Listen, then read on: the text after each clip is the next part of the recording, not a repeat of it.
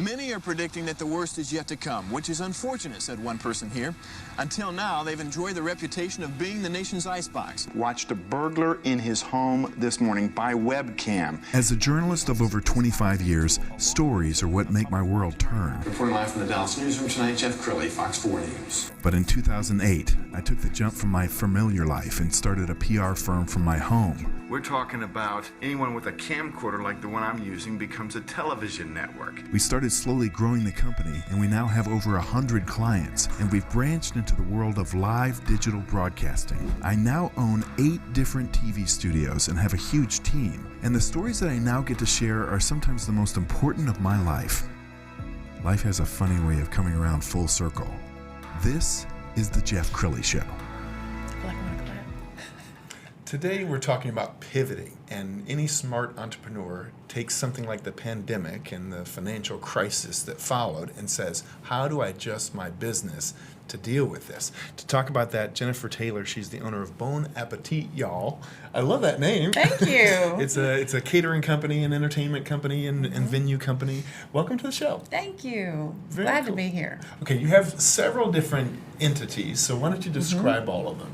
So we have Bon Appetit, y'all, which is kind of the umbrella company, and that is our main catering company, floral design, coordination, rentals of all the beautiful things for tables, cake design, all of those sort of things. That's awesome. And these venues, and it all kind of ties together, right? Yes, so then we have Old Quail Run Farm, which is a 100-year-old farmstead that we purchased and redid, and has a barn, and we have concerts there and farm-to-table dinners. We host weddings there, so. Yes. Yeah. And everything you just described got hit by the pandemic. Everything. Like everything. Yes. Right? And we also have Bay at the Lake, Okay. which is a second location, which is a music venue and restaurant.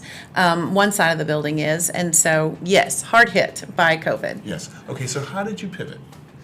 So in the first shutdown, the immediate pivot was really push fresh food, casseroles, dinner to go, meals to go.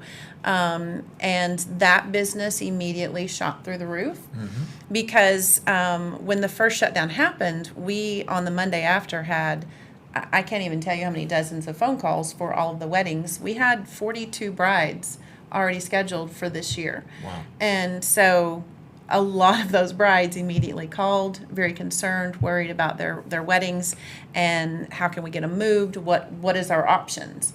And so there was a massive fallout for about a week of wondering how we're going to pivot and move and get all of these people taken care of. Yes. So you were telling me off camera that you're doing a lot of smaller gatherings now, which is kind of intimate. I've loved it. So a lot of the brides have, after moving their wedding once and have still not been able to have their big, beautiful wedding, have decided to do a backyard gathering or a very small venue gathering.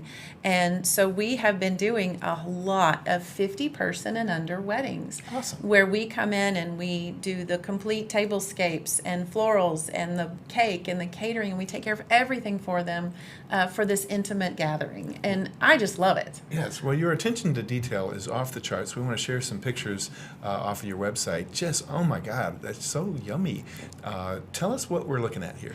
This is some of our lunches to go from our 2 locations in Sherman and Pottsboro. This is from a wedding cheese and charcuterie display. We've kind of become famous for our cheese and charcuterie displays.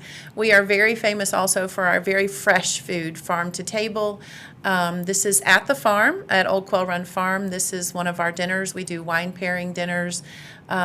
Just, getting back to basics. I started being taught by my grandmother at the age of 9, 10, living in the garden with them and you really taking food from the yard into the house and creating beautiful meals with that. And so that's where that began with me. And I had someone interview me not too long ago about this farm to table craze, and I said and they asked me if I'd gone to school to learn it, and I said, yeah, I went to school when I was, a young child with my grandmother, Yes. picking everything out of the garden and bringing it in and learning how to prepare it. So I don't think it's everything that's old comes back around, and the whole farm to table craze and movement, as you would, I think is part of our whole movement in the country of getting back to basics and knowing where our food comes from, and that's very, very important to me.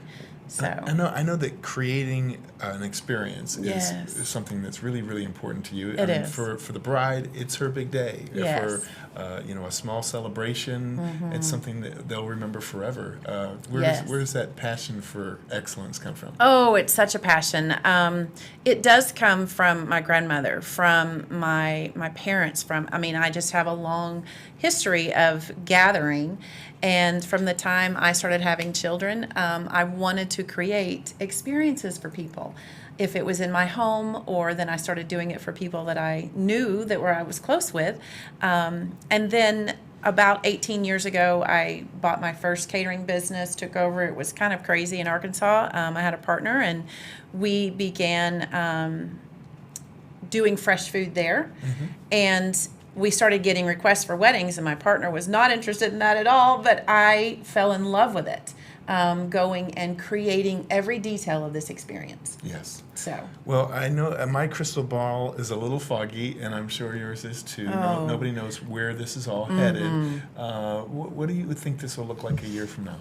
A year from now, I'm truly hoping that the trend of intimate weddings that really show the detail, and it is quality over quantity, Yes. becomes a trend that stays.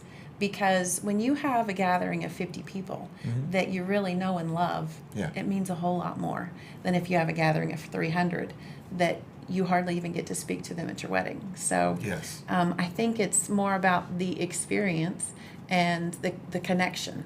So. What's it like watching a bride have her special day and just knowing that everything's perfect and you were a part of that? Oh, it's incredible. It really is.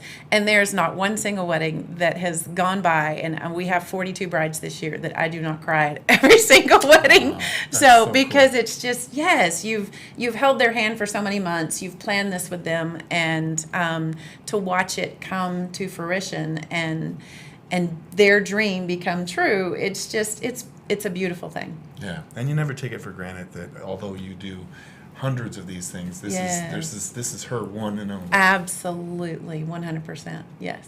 That's so cool. Well, you are awesome. We're going to put your website up so people can get in touch. BonAppetitYall.net is Yes. the website. Yes. Thank you so much for coming on the show, Jennifer. Thanks for having me. I You so bet. appreciate it. You bet. That's it for now. We'll see you next time.